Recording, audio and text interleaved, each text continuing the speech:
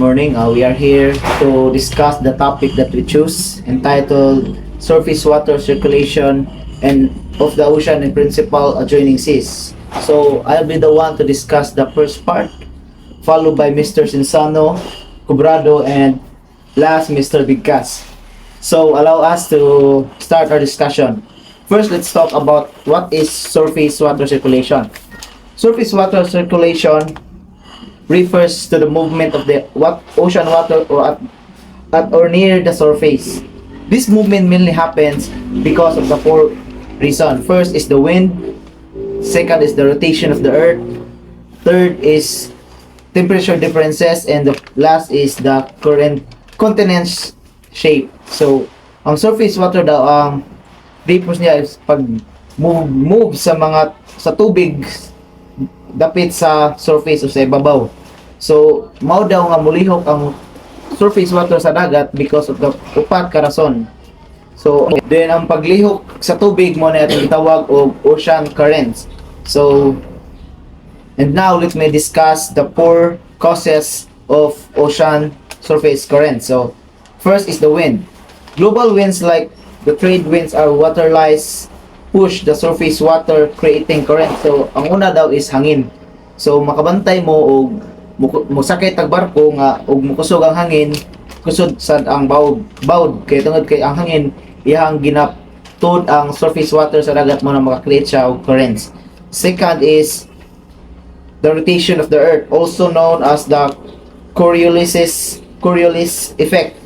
This causes ocean currents to bend to the right in the northern hemisphere and to the left is the southern hemisphere. So ang ikaduha daw is ang pag-rotate sa kalibutan. So, sa pag-rotate sa kalibutan, imbis ang currents nga mo sabay lang siya sa rotation sa kalibutan, mabend ang currents to pa northern hemisphere to southern hemisphere. So, pabuwag siya. So, ang ikatulo is the temperature differences. Warm water near the equator moves toward the poles, while cold water moves towards the equator. So, ang ikatulo is paglalay og temperature. So, sa equator, kabawmata nga warm water na kay init man ang dapit sa mga country nga natunong sa equator. Then, ang warm daw nga water is move padulong siya sa pole or North Pole or South Pole. Then, ang tubig sa North Pole o South Pole mupadung sa equator. So, mura sila og mag-abot. So, maaji ma-create nga currents. So, last is the shape or position of the continents. Shape and position of the continent guide and redirect ocean currents. So, last is the shape of the ocean currents and gina-guide sa mga continents, shape of continents, ang currents padulong sa ocean. So, that are the four causes of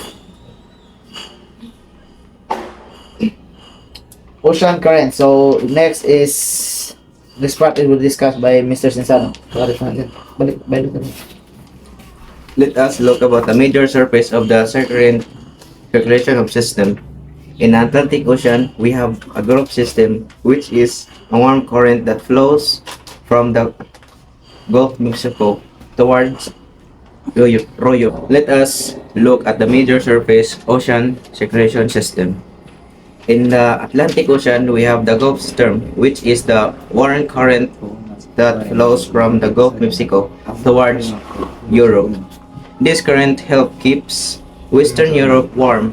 There are also cold currents like the Labrador Current and Canary Current. In the Pacific Ocean, warm current includes the Kuroshio Current near Japan. And the East Australian Current cold current includes the California Current and the Peru of Humboldt Current, which are very important for our fishing industries. In the Indian Ocean, circulation is strongly influenced by monsoon winds, causing seasonal reversal of current direction.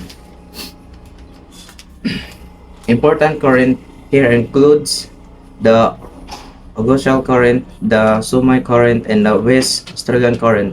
Around Antarctica, we have the Antarctica Circumpolar Current, also known as the West Wind Drift, which flows continuously around the continent. The Atlantic Ocean ana ang Gulf Stream usa ka warm current nga nagaagos gikan sa Gulf of Mexico padulong sa Europe. Kini nga agos sa tubig maoy hinungdan nga nagpabilin init ang klima sa Western Europe. Aduna usab ang mga cold currents sama sa Labrador Current o Canary Current. Sa Pacific Current o sa Pacific Ocean, ang mga warm current nakip sa Kuroshio Current dool sa Japan o sa East Australian Current, nga ang cold current mao ang California Current o Peru o Humboldt Current. Ang importante kayo sa industrial sa pangisda tungod kay daghan kini og sustansya. Og sa India Current sa circulation tubig sa tubig kusgan kayo ang kaapektuhan sa monsoon wind nga mao'y hinungdan sa panahon sa pagbalhin o pag-usab sa direksyon sa agos sa tubig. Ang importanteng agos dinhi mao ang Augustan Current, Somali Current o West Australian Current. Palibot sa Antarctica anaa ang Atlantic Circumpolar Current nga gitawag usab og West Wind Drift. Kini ang agos nga nagpadayon ug agos sa naglibot sa tibuok kontinente. Now let us discuss the principal adjoining sea and their circulation. The Mediterranean Sea has a surface water flowing in the from the Atlantic Ocean and a deep water flowing back out due to high evaporation and salinity. The Caribbean Sea and the Gulf of Mexico supply warm water to the Gulf Stream. The Red Sea experiences strong evaporation and seasonal circulation. The Arabian Sea and the Bay of the Bengal are affected by a monsoon winds causing the seasonal change in the current direction. The South China Sea and the Philippine Sea are influenced by monsoons and trade winds which affect navigation and weather patterns in Southeast Asia. Ang Mediterranean Sea, ang tubig sa ibabaw musod siya gikan sa Atlantic Ocean. Kanya ang tubig gawas balik tungod sa kakusog sa evaporation o high salinity, which means kadtong ang tubig nga musingaw tungod sa kainit niya, ang tubig niya ani kay parat kayo. Ang Caribbean Sea o Gulf of Mexico ang mga supply or naghatag og init nga tubig sa Gulf Stream. Ang Red Sea kusog ang pagsingaw sa tubig ug mag-utro-utro usahay ang direction or lihok sa tubig depende sa panahon. Ang Arabian Sea ug Bay of Bengal kay effective sa monsoon wind, then maoy reason nga mag-utro-utro ang direction sa tubig. Din ang South China Sea ug Philippine Sea effective po sa monsoon ug trade winds nga makaapekto sa navigation ug panahon sa Southeast Asia. Finally, let's talk about the importance of surface water circulation. Surface current help regulate Earth's climate, distribute health, control weather patterns, support maritime life, and create rich fishing ground. They also help ship travel faster by following favorable currents. To conclude, surface water circulation plays a very important role in climate regulation, marine ecosystem, and human activities. Ang water surface current kuno importante ni kay ang iyang surface current makatabang mag-regulate sa Earth's climate ug mag-distribute sa heat o magbahin-bahin sa heat.